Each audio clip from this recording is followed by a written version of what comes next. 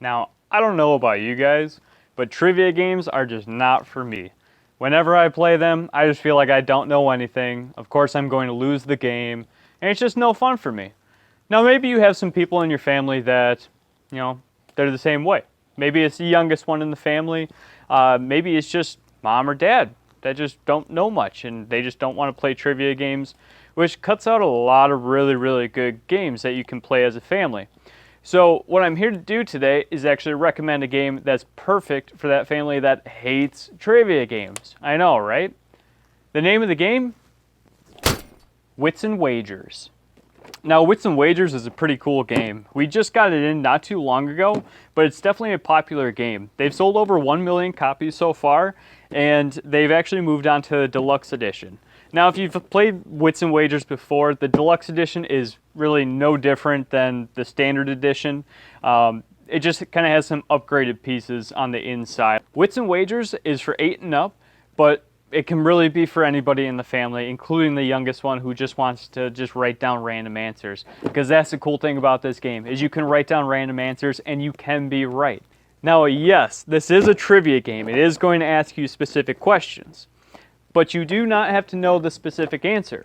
Unlike the other trivia games where it's going to ask you a question like, what's the atomic weight of aluminum?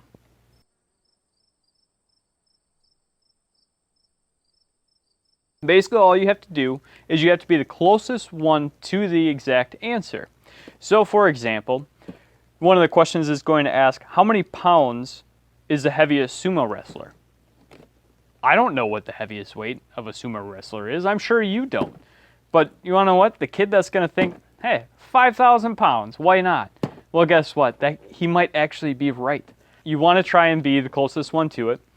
And then after everybody puts their guesses down, players have the opportunity to put down their betting chips, and then they get to wager on whatever answer they think is correct. So even if you don't think your answer is correct, well, you can bet on somebody else and you can win off of them.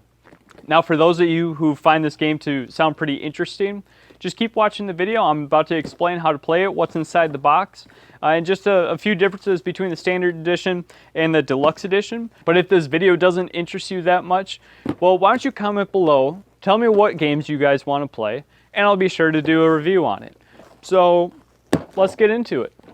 So, once we unboxed Wits and Wagers, I noticed a couple differences compared to the standard Wits and Wagers. So first difference is the chips here. They're actually nice clay chips. Not quite casino weight for those of you who've been to a casino, but they're actually a decent weight. They actually feel like good quality chips. In addition to that, we also have markers here, which are actually going to not dry out. We also have the felt tips too. So it makes playing a lot easier. You don't need to worry about any erasers or anything like that. Other than that, that is pretty much it from the standard version to the Deluxe Edition. And also, the Deluxe Edition is the same exact price as your Standard Edition. So if you're out looking for the Standard Edition, don't even bother. They don't even make it anymore. They just slapped a sticker on there that said Deluxe Edition, and that's it. So, to start out, of course, we get the rule book here, which gives you a little background about North Star's game, or the owner of North Star Games, and kind of describes, his background. He used to be a ship captain. He got in some trouble out on the water, and he said that if he ever made it back, that he promises to live out his dream, and his dream was to make games. And so then he came back and he started North Star Games. Pretty cool little story. So if you get one of these games, check it out. Pretty fun. But otherwise, it has pretty simple instructions. They are not confusing whatsoever. You see all the pictures here, which is amazing. A lot of games just have a lot of words and verbiage and whatever. So, very easy game to understand. In addition to your playing surface here and the rules, we also have a timer that's on the inside. I believe it's a 30-second timer. We have the stack of question cards here. which yellow side is your question, blue side is your answers. There's 2 different questions on there. There's 7 different little wipe-off boards here, of course, because we have 7 different slots, and it's a max of 7 players, but it's a minimum of 3 players, and that's just because it's a lot easier to play with odd number players, which you'll find out in just 1 second. So for this demonstration, I'm just going to play with 3 cards here. Again, we also have the dry erase. We have your betting chips. Each one is associated with the correct colors. And then we also have some money. We got some betting coins here. So we got 100, 500, and 2,500. And that I will get to you in just 1 second. And so the object of the game is to be the player with the most money in front of them at the end of 7 rounds. So 7 rounds goes by pretty quick. If you go by the exact time, you can play it in 7 minutes, but I would say it's probably going to be about 15 minutes to play. So to start out the game, each player, they take their betting chips and their cards here, and then we're going to read off the first question. Once the question is read off, the players are going to write down their answers on the card here, and then we're going to organize it in order from smallest to largest. So we got 1, 2, 3. Your middle answer is going to go here in the middle, and then you just kind of split it around on the outside. That's why it's a lot easier to play with odd numbers. Otherwise, you're either placing a card here or here, and in some cases, you know, after you see all the answers, you kind of wish that, you know, one card was over here versus over here. So that's why it's a little bit nicer to play with odd number amount of people. So once we have that established and we have this here, players have the option of using these betting chips to bet on whatever answer they think is correct. You do not have to bet on your own card. That's the nice thing about it, is you guess whatever you think is going to be closest, or you can guess just some random answer hoping that it hits. And so if you think that the other players are correct, then you can place your chip on here. So in this case, you know, red bets on blue, blue bets on red, purple bets on their own. And as you can see here, each card pays out a certain amount. So these pay out 3 to 1, this pays out 2 to 1. You got 4 to 1s over here, 5 to 1s, and you also have 6 to 1 if you think that the number is actually smaller than all the guesses combined, or on the board. Players have 2 betting chips. They have to place both betting chips on one of the cards. They can place it on both. They can split them, or they can put them here, or you can do this. But in any case, you have to use both of them. And then we'll get into the money in just a second. But once the player, let's say that they bet here, red bet 2 on their own, and purple bet 1 there and 1 there.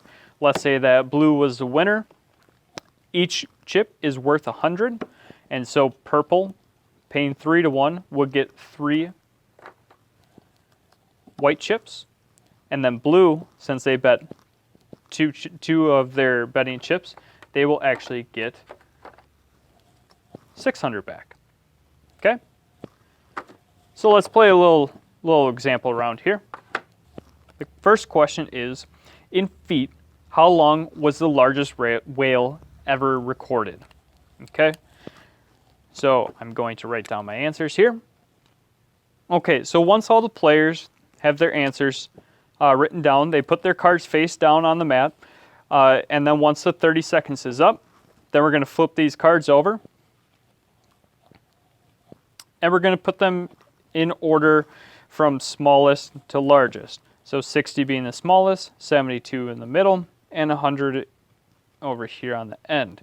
Now at this point, players are going to have 30 seconds in order to place their bets. And again, in feet, how long was the largest whale ever recorded? So, of course, 60 seems pretty low. 100 seems pretty right. So maybe as this player blue, they feel pretty confident. They're going to throw 2 chips down on theirs. you know, purple. Of course, you got to show a little confidence for their own answer here, and maybe they're going to bet on the low end. And red is going to put both their chips on 72. Now at this point, the timer is up, and so we're going to reveal the answer, which is 98 feet. Wow, that is a big whale. Anyways, so we got winner, winner, chicken dinner over here. 100 pays 3-1. Pay the man. So, because we're paying 3-1, we have 2 chips. We have 200 chips on the board.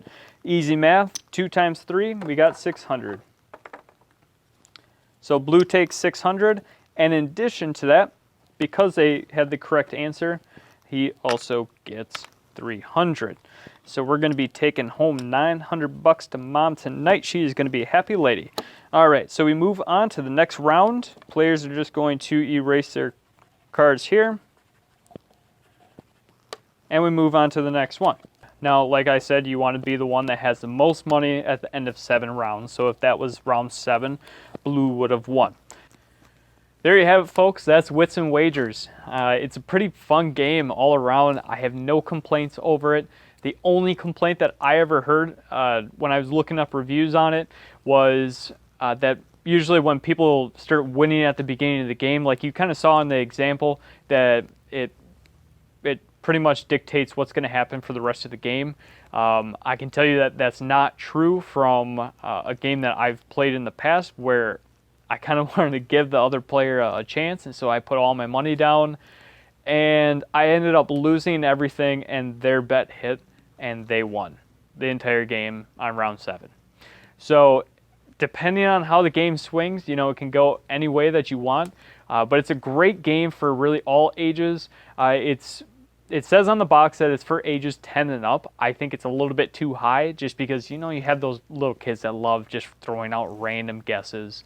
But in addition, it's for 3 to 7 players. And again, odd number players kind of works out just a little bit better just for the format of the mat. If you are looking to try to do your own research, go on to BoardGameGeek.com. They have a fantastic website that gives you a good rating and gives you reviews on games. Anywhere from, you know, those battle games, card games, like Magic cards and stuff like that, and all the way down to, you know, games for 3 and up. They pretty much cover it all. They also have a great YouTube channel, of course. Also, please leave a comment on there. Tell me what the atomic weight of aluminum is so I can tell my father that, you know, whenever he asks that question, I know what the answer is. Also, comment if you want us to do any other game reviews, or if you really like this game, or if you have any issues with this game, if you think it's good for younger ages, whatever it may be. We like to hear from you. We like feedback. We love our customers. So, again, thanks for watching, and I hope to see you soon. Have fun.